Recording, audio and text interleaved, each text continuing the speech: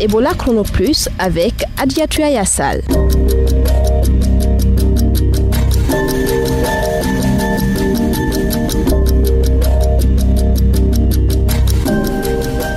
Vous écoutez Ebola Chrono Plus, bienvenue. Réinsertion socio-économique des guéris d'Ebola, on en parle dans cette émission. Grand reportage s'intéresse aujourd'hui à la réticence en Sierra Leone. Les habitants ont du mal à accepter cette nouvelle résurgence. L'invité du jour, Dr Jean-Vivian Mumbouli, conseiller du coordinateur national de lutte contre Ebola en Guinée, nous parlera des raisons de la résurgence du virus en Sierra Leone.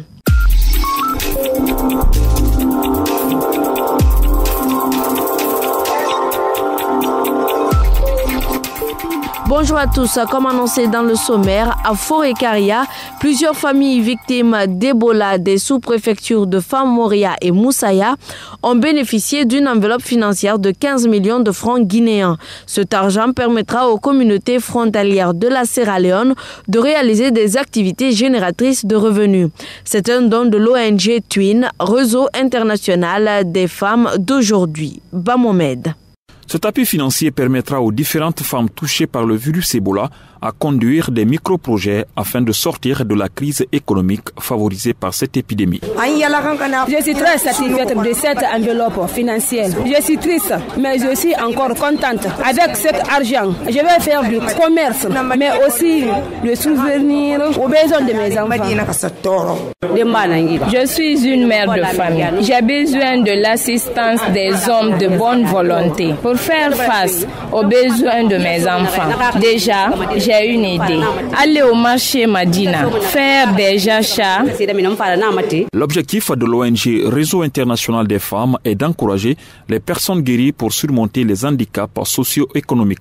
Selon Florent Lama, le coordinateur de ce programme Twin, l'initiative commence par les familles les plus démunies. Il y avait les activités de sensibilisation communautaire durant ces 9 mois. Il y avait aussi les activités de formation et la réinsertion socio-économique de quelques familles extrêmement victimes de la maladie à virus Ebola dans les zones d'intervention du projet. Au niveau des bénéficiaires de la Basse-Côte, nous avons sélectionné 15 familles extrêmement victimes. Toutes les analyses des identifiés ont été vraiment fournies par les animateurs du terrain. D'autres activités d'assistance sociale aux personnes affectées d'Ebola sont en cours en Basse-Guinée et en Guinée forestière. Objectif, lutter contre la stigmatisation et la pauvreté des personnes alarmées par l'épidémie d'Ebola. Ba Mohamed, Ebola Chrono Plus, Famoria. Au Libéria, les survivants d'Ebola souffrent de graves séquelles. Selon l'agence de nouvelles Reuters, les guéris d'Ebola présentent des troubles de mémoire, inflammation des yeux, traumatisme, dépression et mal aux articulations. Emmanuel Bala, un conseiller de Médecins sans frontières MSF qui dirige une clinique pour les guéris, a parlé de climat de peur, de stigmatisation et même de paranoïa dans les autres structures de santé. Sur 6 000 guéris d'Ebola, seuls 25% sont enregistrés. La collecte des données n'était pas une priorité au sommet de l'épidémie. Suite à cela, MSF essaie de contacter les autres et envoie des missions dans les zones les plus affectés. Ebola Chrono Plus, Alexis Collier, Ebola Chrono Plus, Gekedu, Asmao Diallo, Ebola Chrono Plus, Forêt-Caria, Ba Mohamed, Ebola Chrono Plus, Dabola, Sidikwe Kondé, Ebola Chrono Plus, Conakry, Mohamed Kouma, Ebola Chrono Plus, Seguiri.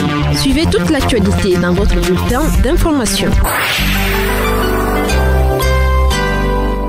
La nouvelle réapparition du virus Ebola en Sierra Leone a surpris tout le monde, d'autant plus qu'à la veille de la notification du cas, l'OMS venait de déclarer la fin de l'épidémie dans toute la région. Les populations de Mabourka, où le cas a été identifié, ne semblent pas accepter cette réalité. Même s'il n'y a eu aucune forme de violence, les réticences, elles, y demeurent encore. Korkaba est notre envoyé spécial en Sierra Leone. Suivez son reportage.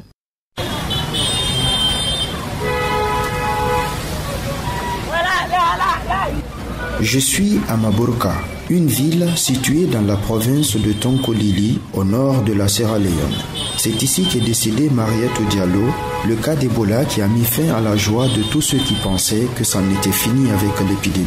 Aujourd'hui, dans la ville, toutes les activités tournent à un rythme normal.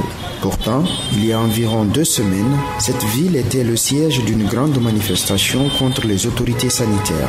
Une foule de jeunes niait ainsi la véracité des résultats de labo, annonçant Mariatou Diallo, victime d'Ebola.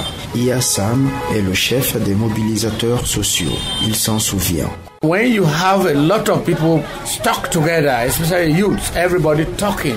Quand vous avez plusieurs personnes réunies, principalement des jeunes, et tous parlent en même temps, ça fait beaucoup de bruit. On avait peur, bien sûr, mais nous avons su qu'ils voulaient comprendre les choses. Mais ils n'ont pas utilisé la bonne approche de dialogue. Finalement, on a pu instaurer un dialogue où les jeunes, le personnel de santé, les agents techniques et les épidémiologistes se sont assis ensemble. Ainsi, nous avons trouvé une bonne approche de dialogue et ils ont compris.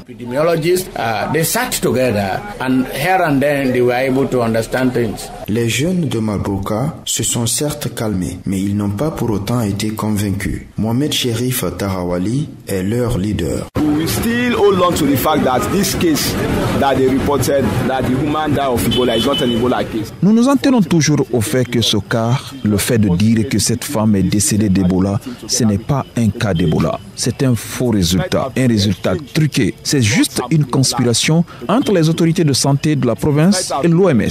C'est peut-être un échange d'échantillons au laboratoire. Donc, en tant que leader des jeunes de Magboraka, je profite de cette occasion pour dire aux jeunes de rester calmes et de nous écouter, nous les leaders. Après les 21 jours, nous allons les convier à une grande réunion et là, nous prendrons position.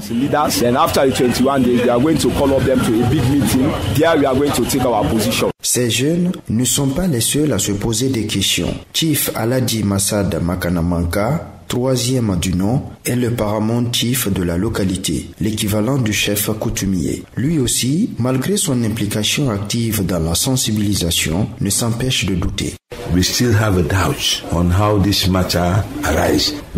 Nous avons toujours des doutes sur la manière dont ce cas est arrivé. Nous avons besoin d'explications parce que les cas antérieurs d'Ebola, quand vous lavez un corps d'Ebola, ça ne prend pas un jour pour que vous commencez à sentir les réactions. Là, on nous dit que ce sont ceux-là qui ont lavé le corps et ils ont fait aujourd'hui 15 jours de quarantaine sans aucun signe d'Ebola, aucune trace. Donc, vu le scénario, nous avons des doutes, mais nous n'allons pas interrompre le processus. On va laisser le processus aller au bout pendant que nous aussi, nous mettons la pression pour avoir une explication claire.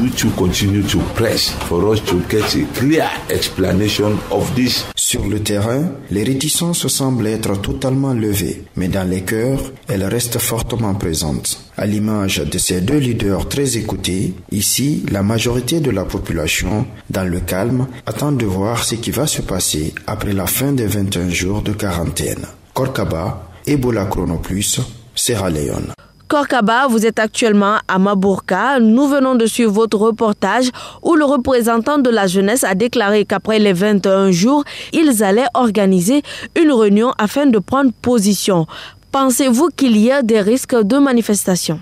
Pas nécessairement, mais il risque d'y avoir une manifestation pareille à celle qu'on a déjà connue ici. Je crois que le calme auquel on assiste actuellement, c'est juste une manière pour eux de prouver que ce n'est pas eux le problème, mais plutôt le laboratoire. Ils veulent défier le laboratoire, montrer que c'est eux qui ont raison. Il y a actuellement 44 personnes en quarantaine ici, et parmi ces personnes, 20 sont à haut risque, c'est-à-dire les personnes qui se sont occupées de Mariatou pendant qu'elle était malade, mais aussi celles qui ont lavé le corps. Donc si parmi ces contacts-là, personne ne développe la maladie après les 21 jours, ils pourront alors utiliser ça comme un argument et dire que c'était un faux résultat. Donc ce sera aux autorités de trouver une explication convaincante et acceptable par les populations qui visiblement se posent beaucoup de questions. Merci Korka. Pour toutes vos questions sur Ebola ou la santé, appelez-nous au 624 19 78 64. Pause musicale avec les Espoirs de Coronti qui nous proposent leur titre Rogné qui signifie étranger. Écoutez et on se retrouve juste après.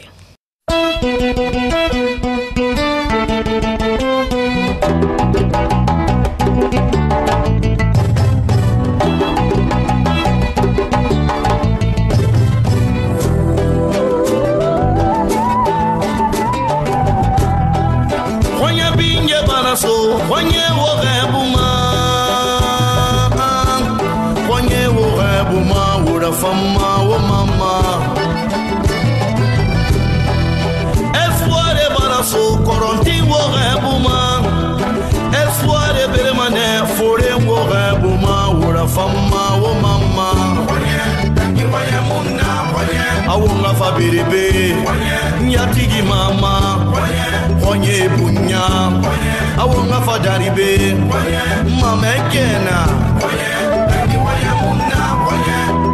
Nanda wasigiri zangilina gadi ndulungera Mfoto makwakugire bigi mayo doma koye Oh mama Anga fabiri ube Woge Anga fayele uga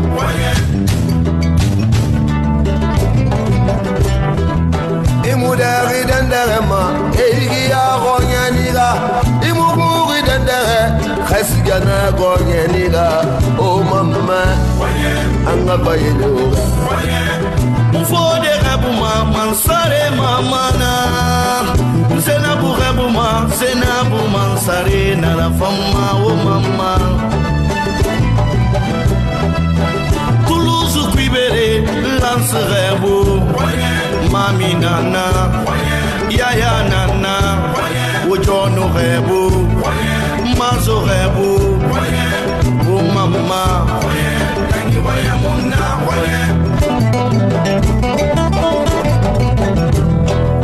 Imubari dandere, Khasigana goyeniga, Imudari dandere ma, Esigana goyeniga, oh mama, Anga bayele ola.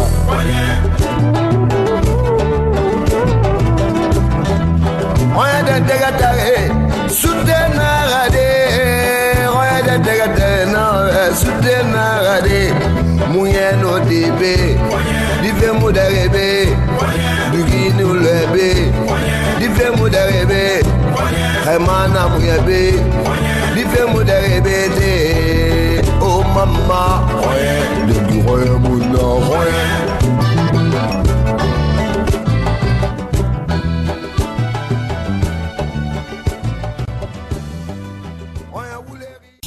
Ebola Chrono Plus, l'invité du jour.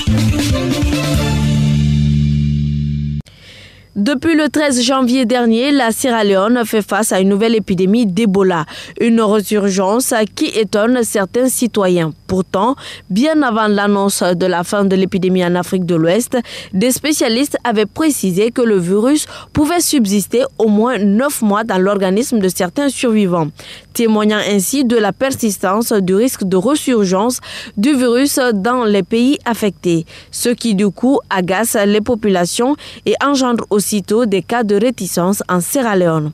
Pour en parler, Bamomed a rencontré le docteur Jean-Vivian Mumbouli, conseiller du coordinateur national de lutte contre Ebola en Guinée. Vous savez que cette maladie se transmet essentiellement par contact. Donc lorsque vous avez un cas et qu'il y a eu des personnes qui ont eu à prendre soin de ces malades sans se protéger, ou encore à faire le nettoyage du corps au moment où la patiente est décédée, on peut s'attendre à ce que ces personnes qui ont donc eu des pratiques à très haut risque puissent développer la maladie à leur tour. Les signes qui pourraient expliquer que le virus Ebola devrait revenir dans ce pays. Nous avons observé par exemple que certains hommes en âge d'être sexuellement actifs peuvent garder le virus au-delà même de 10 mois. On est encore en train de surveiller. En Sierra Leone et au Libéria, il y a des sujets qui ont guéri tout seuls d'Ebola qu'on ne connaît même pas. Certains étaient sortis des centres de traitement sans qu'on ait pu les répertorier correctement au moment où l'épidémie était vraiment à son maximum. Comment on est arrivé là, le manque de pouvoir contrôler ce nombre de guéris? C'est qu'à un moment, par exemple, à Freetown, on encerclait toute une commune. La ville de Freetown, la police empêchait les gens de rentrer et de sortir. Ça veut dire que pendant ce temps-là, beaucoup de gens sont morts, beaucoup de gens sont guéris et on ne le savait pas, on ne comptabilisait pas. Donc ça veut dire que y a certainement un nombre important de sujets capables de porter encore le virus qui ne sont pas recensés et qui ne sont donc pas sous surveillance au Libéria et en Sierra Leone. Au-delà de ces cas non maîtrisés, des cas non répertoriés du côté de la Sierra Leone, est-ce qu'on peut parler de manque de vigilance aussi? Bon, je crois que c'est grâce à la vigilance qu'ils ont pu repérer cette dame au moment où elle est décédée. Parce que donc il y a une activité de collecte des échantillons au niveau des décédés qui a permis d'identifier ce cas-là. Il est vrai que au sein de la communauté, au niveau des centres de santé, il a manqué un peu de vigilance. Mais vous savez, après 2 années d'épidémie, on peut comprendre qu'il y a un certain relâchement.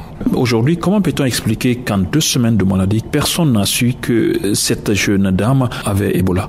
L'OMS, la Guinée, le Libéria, la Sierra Leone ont déclaré, chacun en son temps, qu'il n'y a plus Ebola. Habituellement, des maladies qui ont les mêmes symptômes qu'Ebola, ça s'appelle paludisme, ça s'appelle grippe, ça s'appelle diarrhée sanguinolente, etc. On connaît déjà. Donc, quelqu'un qui a des vomissements se dit, mais elle a mangé quelque chose qui n'est pas très bon, voilà pourquoi elle a des vomissements. Surtout si elle n'était pas du tout associée à une chaîne de transmission auparavant. On parle d'autres réticences. Est-ce qu'il y a une explication particulière à donner à cet état de fait? Il y a eu des quarantaines extrêmement sévères qui ont été appliquées. Et donc, une fois qu'on a déclaré la fin de l'épidémie, les gens ne veulent plus repartir dans ces privations de liberté, etc.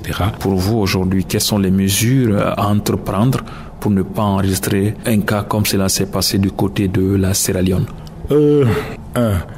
Répertorier tous les survivants, ceux qui étaient enregistrés comme guéris d'abord, ceux qui se déclarent survivants, et nous les encourageons à venir vers les autorités sanitaires pour se déclarer survivants.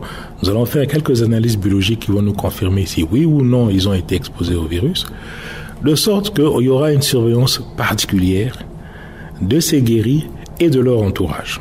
L'entourage qui n'a pas été vacciné pendant la phase de lutte contre Ebola sera vacciné de nouveau.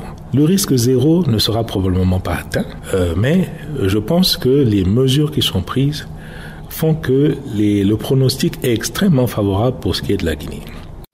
C'était le docteur Jean-Vivian Mumbouli, conseiller du coordinateur national de lutte contre Ebola en Guinée. Ebola Chrono Plus, à vous la parole. À présent, nous passons aux questions des auditeurs avec Sylvia Condé. Bonjour. Bonjour. À vous la parole d'aujourd'hui est consacrée aux questions sur l'hypertension artérielle. Écoutons ce citoyen rencontré à Dubrika. Je me nomme Alpha Kabinet Kamara. Je suis économiste de formation, réside à Dubrika actuellement. Je suis inquiété par une maladie qu'on appelle hypertension. Mais je voudrais savoir qu'est-ce qu'il faut pour prévenir cette maladie et quelle est la vraie source de cette maladie. Voici donc la réponse du Dr Ben Youssouf Keita. Elle peut être due à 2 causes. Soit le volume sanguin a augmenté, soit la résistance augmentée des vaisseaux. Voilà, maintenant, qu'est-ce qui peut provoquer cela? Soit une consommation abusive de sel qui va vous pousser à consommer beaucoup d'eau, va faire que votre volume sanguin augmente. L'autre côté, vous consommez assez de graisse, ou vous êtes stressé. L'augmentation de la graisse dépose des plaques d'athérome au niveau des vaisseaux, ce qui va diminuer le calibre interne des vaisseaux, faisant en sorte que la résistance augmente. Maintenant, qu'est-ce qu'il faut pour éviter l'hypertension? À nouveau, le Dr Ben Youssouf Keita.